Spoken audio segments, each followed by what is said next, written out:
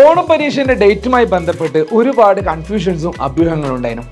അതിനൊക്കെ വിരാമമിട്ട് latest update വന്നിരിക്കുകയാണ്. ഡേറ്റിൻ്റെ കാര്യത്തിൽ തീരുമാനമായിട്ടുണ്ട്. വീഡിയോയിലേക്ക് പോകുന്നതിന് മുമ്പ് മാക്സിമം ആളുകളിലേക്ക് ഇത് എത്തിക്കണം. കൂടാതെ സബ്സ്ക്രൈബ് ചെയ്യാനും ഷെയർ ചെയ്യാനും മറക്കണ്ട, ലൈക്ക് അടിക്കാനും കേട്ടോ. ഓക്കെ, അപ്പോൾ കാര്യങ്ങൾ എങ്ങനെയാണ് കിടക്കുന്നത്?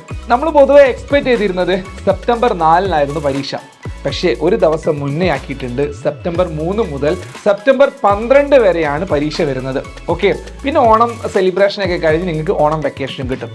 അപ്പോൾ അതിൻ്റെ പ്രാധാന്യം എന്താണെന്ന് ചോദിച്ചാൽ, പല ആളുകളും മഹാന്മാരും മഹതികളും വിചാരിച്ചിരുന്നത് ഫ്ലഡുമായി ബന്ധപ്പെട്ട്, മഴയുമായി ബന്ധപ്പെട്ട് കേരളത്തിൽ അങ്ങോളം ഇങ്ങോളം ഒരുപാട് ദിവസങ്ങൾ നഷ്ടപ്പെട്ടിട്ടുണ്ട്. ക്ലാസ്സുകളൊക്കെ പോയി, സ്കൂളൊക്കെ അവധിയായിരുന്നു. അപ്പോൾ ഓണപ്പരീക്ഷ എങ്ങാനും നീട്ടുമോ എന്നൊരു ധാരണ പല ആൾക്കാരുടെയും മനസ്സിലുണ്ടായിരുന്നു. അതൊന്നുമില്ല, ഒരു ദിവസം നേരത്തെ ആക്കിയിട്ടുണ്ട്.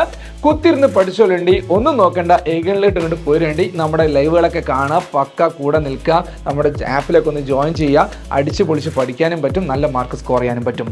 ആദ്യമേ പറയാണ്, first impression is the best impression. അപ്പോൾ ഓണം എക്സാമിനേഷൻ്റെ പുതിയ ഒരു സ്ട്രാറ്റജി വേണം, അല്ലെങ്കിൽ ഒരു സ്റ്റഡി ടൈം ടേബിളൊക്കെ വേണം എന്നുള്ളവരൊക്കെ താഴെ എന്ത് ചെയ്യുക, കമൻറ്റ് ബോക്സിൽ പറയണം. എന്നാൽ ഞങ്ങൾ എന്ത് ചെയ്യും, നല്ല പുതിയ നമ്മൾ പറയുക ടൈം ടേബിളൊക്കെ സെറ്റ് ചെയ്ത് ഒരു സ്റ്റഡി പ്ലാനൊക്കെ ഉണ്ടാക്കി തരും. അപ്പോൾ അത് വെച്ച് പഠിച്ചു കഴിഞ്ഞാൽ തന്നെ ഈസിയായിട്ട് നിങ്ങൾക്ക് നല്ല മാർക്ക് സ്കോർ ചെയ്യാനും പറ്റും.